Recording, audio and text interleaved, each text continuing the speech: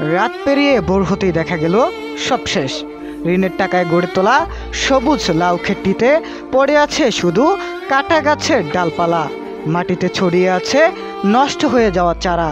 চোখের সামনে নিজের বছরের পর বছর পরিশ্রম আর আশা ভরসার ফসল ধ্বংস হতে দেখে বাগরুদ্ধ কৃষক আলাউদ্দিন মাতবর।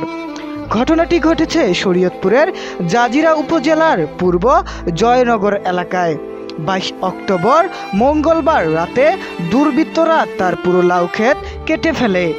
শুধু লাউ ক্ষেত নয়, বীজতলায় থাকা প্রায় 108টি পেঁপের চারা ও 250টি কদুর চারাও তুলে ফেলে দেয়। ভোরে জমিতে গিয়ে কৃষক আলাউদ্দিন দেখেন তার সব শেষ। লোন উড়াইছি, কিস্তি উড়াইছি, প্রায় এই আলোডি করার জন্য আমি প্রায় 2 লাখ টাকার মতো লোন উড়াইছি। উড়াই আমি এগুলি চাষ করছি।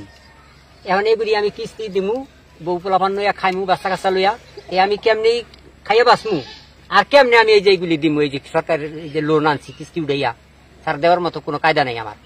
এখন আমি একবার শেষ। আর এখন সামনে আমি একটা জিনিস করবো, সেটাও আমার করার মতো কোনো লাইন নেই। তার ক্ষেতের দিকে তাকালে যেন বোঝা যায় কতটা নিষ্ঠুরভাবে ধ্বংস করা হয়েছে তার জীবিকা।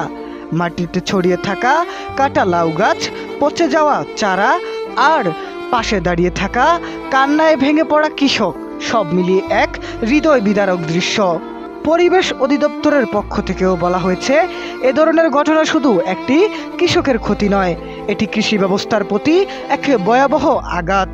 আজ আলাউদ্দিনের চোখে ঘুম নেই, মুখে হাসি নেই।